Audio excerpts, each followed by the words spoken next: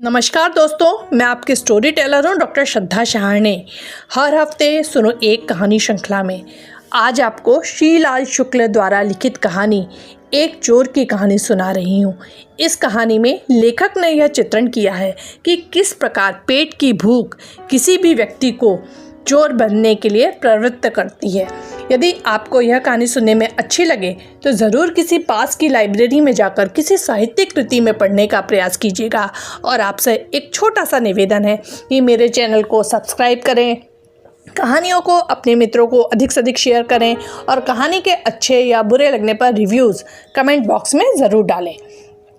माघ की रात, तालाब का किनारा, सूखता हुआ पानी, सड़ती हुई काई, कोहरे में सब कुछ ढका हुआ। तालाब के किनारे बबूल, नीम, आम और जामुन के कई छोटे बड़े पेड़ों का बाग, सब सर झुकाए खड़े हुए। पेड़ों के बीच की ज़मीन कुछ कांस के फैलाव में ढकी हुई। उसके पार गन्ने का खेत, उसका आधा गन्ना कटा हुआ, उस पर गन्ने की सूखी पत्तियां फैली हुई, उन पर जमती हुई ओस, कटे हुए गन्ने की ठूठियाँ उन्हें पत्तियों में ढकी हुई। आधे खेत में उगा हुआ गन्ना जिसकी फुनगी पर सफ़ेद फूल आ गए थे क्योंकि वह पुराना हो रहा था। रात के 2 बजे पास की अमराइयों में चिड़ियों ने पंख फटकारे। कोई चमगादड़ कै कै करता रहा। एक लोमड़ी दूर की झाड़ियों में खांसती रही, पर रात के सन्नाटे के अजगर ने अपनी बर्फीली सांस की एक फुफकार से इन सब ध्वनियों को अपने पेट में डाल लिया और रह रहकर फुफकारता रहा। तभी जैसे गन्ने के सुनसान घने खेत से अकस्मात बनेले सूअरों का कोई झुंड बाहर निकल आए। बड़े जोर का शोर मचा। चोर चोर चोर! गांव की ओर से लगभग 25 आवाज़ें हवा में गूंज रही थीं। चोर चोर चोर चोर! चारों ओर से घेर लो, जाने ना पाए। ठाकुर बाबा के बाग की तरफ गया है। भगंती के खेत की तरफ देखना। हाँ, गन्ने वाला खेत। चोर चोर! देखते देखते गांव वाले ठाकुर के बाग में पहुंच गए। चारों ओर से उन्होंने बाग को और उससे मिले हुए गन्ने के खेत को घेर लिया। लालटेनों की रोशनी में एक एक झाड़ी की तलाशी ली जाने लगी। सब बोल रहे थे, कोई भी सुन नहीं रहा था। तभी एक आदमी ने टॉर्च की रोशनी फेंकनी शुरू की। भगंती के खेत में उसने कुछ गन्नों को हिलते देखा। फिर वह धीरे धीरे खेत के किनारे तक गया। 2-3 कोमल गन्ने ज़मीन पर झुके पड़े थे। उसी की सीध में कुछ गन्ने ऐसे थे जिन पर से पाले की बूंदें नीचे ढुलक गई थीं। टॉर्च की रोशनी में और पौधों के सामने ये कुछ अधिक हरे दिख रहे थे। टॉर्च की रोशनी को खेत की गहराइयों में फेंकते हुए उस आदमी ने चिल्लाकर कहा, होशियार भाइयों, होशियार! चोर इसी खेत में छिपा है। चारों ओर से इसे घेर लो, जाने ना पाए। फिर शोर मचा और लोगों ने खेत को चारों ओर से घेर लिया। उस आदमी ने मुंह पर दोनों हाथ लगाकर जोर से कहा, खेत में छिपे रहने से कुछ नहीं होगा, बाहर आ जाओ, नहीं तो गोली मार दी जाएगी। वह बार बार इसी बात को कई प्रकार से आतंक भरी आवाज़ में कहता रहा। भीड़ में खड़े एक अधबैसू किसान ने अपने पास वाले साथी से कहा, नरैना है बड़ा चाई, कलकत्ता कमाकर जब से लौटा है बड़ा होशियार हो गया है। उसके साथी ने कहा, बड़े बड़े साहबों से रफ्त जब्त रखता है, कलकत्ते में इसके ठाठ हैं। मैं तो देख आया हूँ, लड़का समझदार है। जान कैसे लिया कि चोर खेत में है? तभी किसी ने कहा, यह चुट्टा खेत से नहीं निकलता तो आग लगा दो खेत में। तभी बाहर जाएगा। इस प्रस्ताव के समर्थन में कई लोग एक साथ बोलने लगे। किसी ने इसी बीच में दिया सलाई भी निकाल ली। भगंती ने आकर नारायण उर्फ नरेना से हाथ जोड़कर कहा, हे नारायण भैया, एक चोर के पीछे हमारा गन्ना न जलवाओ, सैकड़ों का नुकसान हो जाएगा, कोई और तरकीब निकालो। नारायण ने कहा, देखते जाओ भगंती काका, खेत का गन्ना जलेगा नहीं, पर कहा यही जाएगा। उसने तेजी से चारों ओर घूमकर कुछ लोगों से बातें की और खेत के आधे हिस्से में गन्ने की जो सूखी पत्तियां पड़ी थी उनके छोटे छोटे ढेरों में आग लगा दी। बहुत से लोग आग तापने के लिए और भी नज़दीक सिमट आए। सब तरह का शोर मचता रहा। खेत के बीच में गन्ने के कुछ पेड़ हिले। नारायण ने उत्साह से कहा, शाबाश, इसी तरह चले आओ। पास खड़े हुए भगंती से उसने कहा, चोर आ रहा है, 10-15 आदमियों को इधर बुला लो। चारों ओर से उठने वाली आवाज़ें शांत हो गई। लोगों ने गर्दन उठा उठा कर खेत के बीच में ताकना शुरू कर दिया। चोर के निकलने का पता लोगों को तब चला जब वह नारायण के पास खड़ा हो गया। सहसा चोर को अपने पैरों से लिपटा हुआ देख वह उछल कर पीछे खड़ा हो गया, जैसे सांप छू लिया हो। एक बार फिर शोर मचा, चोर चोर। चोर घुटनों के बल ज़मीन पर गिर पड़ा। न जाने आसपास खड़े लोगों को क्या हुआ कि 3-4 आदमी उछलकर चोर के पास गए और उसे लातों मुक्कों से मारना शुरू कर दिया, पर उसे ज़्यादा मार नहीं खानी पड़ी। मारने वालों के साथ ही नारायण भी उसके पास पहुंच गया। उनको इधर उधर ढकेल कर वह चोर के पास खड़ा हो गया और बोला, भाई लोगों, यह बात बेजा है। हमने वादा किया है कि मारपीट नहीं होगी। यह शरणागत है, इसे मारा ना जाएगा। एक बुढ़े ने दूर से कहा, चुट्टे को मारा ना जाएगा तो क्या पूजा जाएगा? पर नारायण ने कहा, अब चाहे जो हो, इसे पुलिस के हाथों में देकर अपना काम पूरा हो जाएगा। मारपीट से कोई मतलब नहीं। लोग चारों ओर से चोर के पास सिमट आए थे। नारायण ने टॉर्च की रोशनी उस पर फेंकते हुए पूछा, क्यों जी, माल कहाँ है? पर उसकी निगाह चोर के शरीर पर अटकी रही।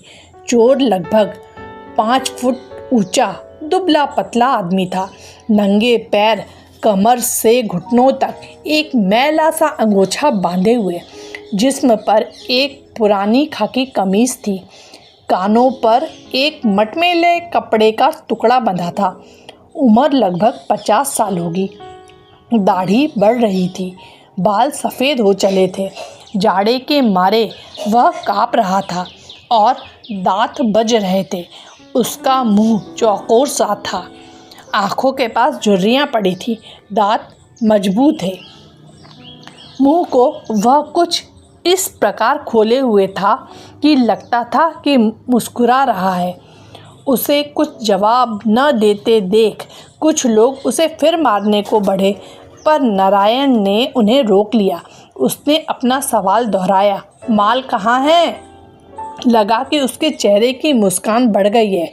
उसने हाथ जोड़कर खेत की ओर इशारा किया। इस बार नारायण को गुस्सा आ गया। अपनी टॉर्च उसकी पीठ पर पटक कर उसने डांट कर कहा, माल ले आओ। 2 आदमी लालटेन लिए हुए चोर के साथ खेत के अंदर घुसे।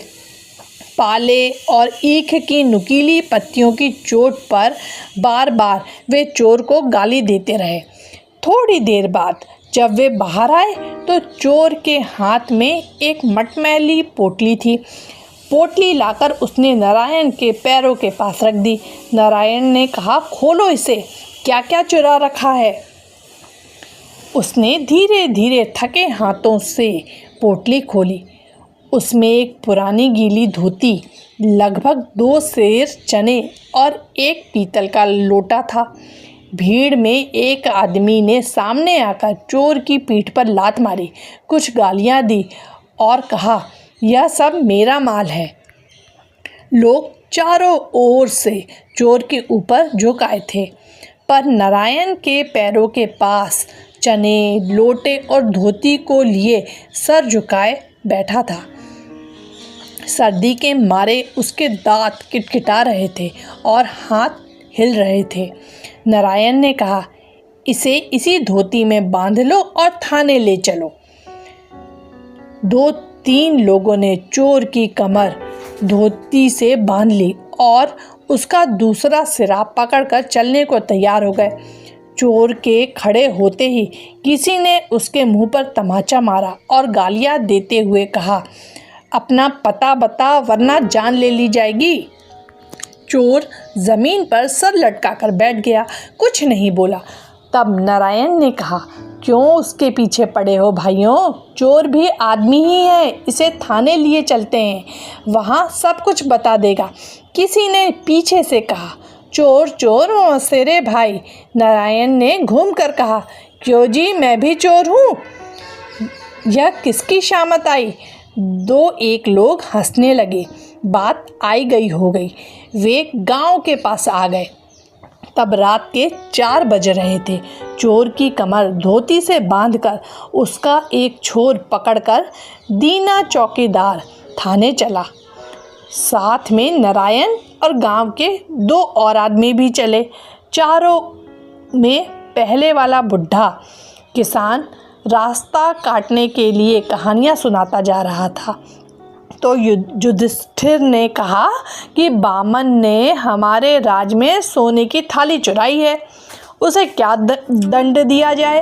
तो विदुर बोले कि महाराज, बामन को दंड नहीं दिया जाता। तो राजा बोले कि इसने चोरी की है तो दंड तो देना ही पड़ेगा। तब विदुर ने कहा कि महाराज, इसे राजा बलि के पास इंसाफ के लिए भेज दो। तब राजा बलि ने बामन को देखा तो उसे आसन पर बैठा ला।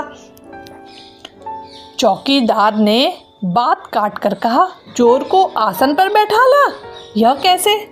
बुढ़ा बोला, क्या चोर क्या साह, आदमी की बात। राजा ने उसे आसन दिया और पूरा हाल पूछा कि आपने चोरी क्यों की? तो बामन बोला कि चोरी पेट की खातिर की। चौकीदार ने पूछा, तब क्या? बुढ़ा बोला, राजा बलि ने कहा कि राजा युधिष्ठिर को चाहिए कि वे खुद दंड लें। बामन को दंड नहीं होगा। जिस राजा के राज में पेट की खातिर चोरी करनी पड़े, वह राजा 2 कौड़ी का है, उसे दंड मिलना चाहिए। राजा बलि ने उठकर चौकीदार जी खोलकर हंसा, बोला, वाह रे बाबा, क्या इंसाफ बताया है राजा बलि का। राजा विक्रमाजित को मात कर दिया। वे हंसते हुए चलते रहे। चोर भी अपनी पोटली को दबाए पंजों के बल उचकता सा आगे बढ़ता गया। पूरब की ओर घने काले बादलों के बीच से रोशनी का कुछ आभास फूटा। चौकीदार ने धोती का छोर नारायण को देते हुए कहा, तुम लोग यही महुए के नीचे रुक जाओ, मैं दिशा मैदान से फारिग हो लूँ। साथ के दोनों आदमी भी बोल उठे। बुढ़े ने कहा, ठीक तो है नारायण भैया, यही तुम इसे पकड़े बैठे रहो, हम लोग भी निपट आवें। वे चले गए। नारायण थोड़ी देर चोर के साथ महुए के नीचे बैठा रहा, फिर अचानक बोला, क्यों जी, मुझे पहचानते हो? दया की भीख सी मांगते हुए चोर ने उसकी ओर देखा, कुछ कहा नहीं। नारायण ने फिर धीरे से कहा, हम सचमुच मौसेरे भाई हैं। इस बार चोर ने नारायण की ओर देखता रहा, पर इस सूचना पर नारायण जिस आश्चर्य भरी निगाह की उम्मीद कर रहा था, वह उसे नहीं मिली। बढ़ी हुई दाढ़ी वाला एक दुबला पतला चौकोर चेहरा उससे दया की भीख मांग रहा था। नारायण ने धीरे से रुक रुक कर कहा, कलकत्ते के शाह मकसूद का नाम सुना है? उन्हीं के गोल का हूँ। जैसे किसी को किसी अनजाने जाल में फंसाया जा रहा हो। चोर ने उसी तरह बिंधी हुई निगाह से उसे फिर देखा। नारायण ने फिर कहा, कलकत्ते के बड़े बड़े सेठ मेरे नाम से थर्राते हैं। मेरी शक्ल देखकर तिजोरियों के ताले खुल जाते हैं, रोशनदान टूट जाते हैं। वह कुछ और कहता, लगातार बात करने का लालच उसकी रग रग में समा गया था। अपनी तारीफ में वह बहुत कुछ कहता, पर चोर की आंखों में न आनंद झलका, न स्नेह दिखाई दिया, न उसकी आंखों में प्रशंसा की किरण फूटी, न उनमें आतंक की छाया पड़ी। वह चुपचाप नारायण की ओर देखता रहा। सहसा नारायण ने गुस्से में भरकर उसकी देह को बड़े जोर से झकझोरा और जल्दी जल्दी कहना शुरू किया, सुन बे, चोरों की बेइज्जती न कर। चोरी ही करनी है तो आदमियों जैसे चोरी कर। कुत्ते, बिल्ली, बंदरों की तरह रोटी का एक एक टुकड़ा मत चुरा। सुन रहा है बे? मालूम पड़ा कि वह सुन रहा है। उसकी चेहरे पर हैरानी का चढ़ाव उतार दीख पड़ने लगा था। नारायण ने कहा, यह सेर, आध सेर चने और एक लोटा चुराते हुए तुझे शर्म भी नहीं आई? यही करना है तो कलकत्ते क्यों नहीं आता? न जाने क्यों चोर की आंखों से आंसू बह रहे थे। उसके होंठ इतना फैल गए थे कि लग रहा था कि वह हंस पड़ेगा, पर आंसू बहते ही जा रहे थे। वह अपने पेट पर दोनों हाथों से मुक्के मारने लगा। आंसुओं का वेग और बढ़ गया। नारायण ने बात करनी बंद कर दी। कुछ देर रुककर कहा, भाग जा, कोई कुछ ना कहेगा। जब तू दूर निकल जाएगा तभी मैं शोर मचाऊंगा। जब इस पर भी चोर ने कुछ जवाब न दिया तो उसे आश्चर्य हुआ। फिर कुछ रुककर उसने कहा, बहरा है क्या बे?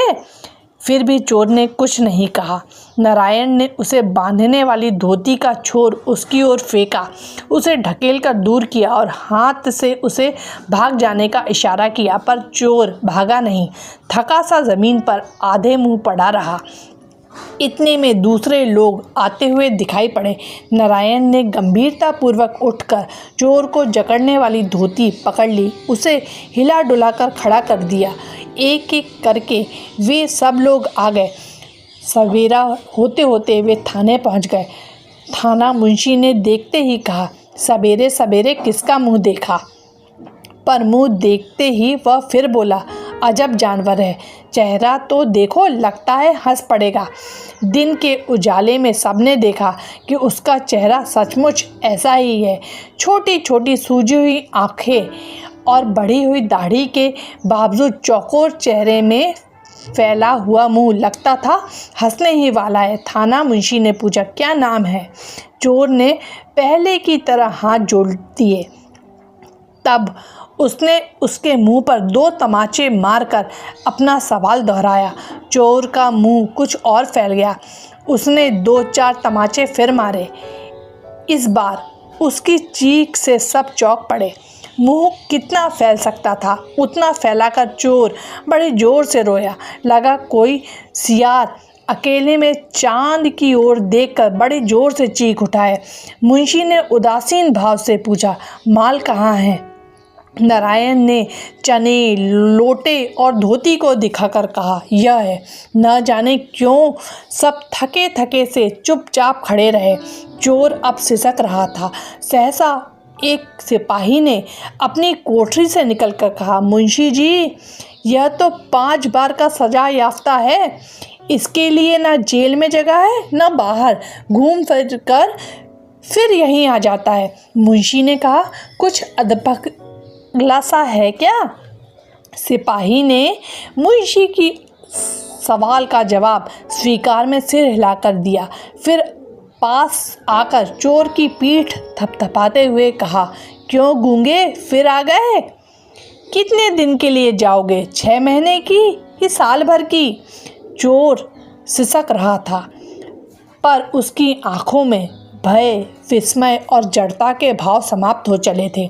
सिपाही की ओर वह बार बार हाथ जोड़कर झुकने लगा, जैसे पुराना परिचित हो। चौकीदार ने साथ के बुढ़े को कोहनी से हिलाकर कहा, साल भर को जा रहा है, समझ गए बली महाराज? पर कोई भी नहीं हंसा। यदि आपको यह कहानी अच्छी लगी हो तो ज़रूर इसे अपने मित्रों को शेयर कीजिएगा। धन्यवाद।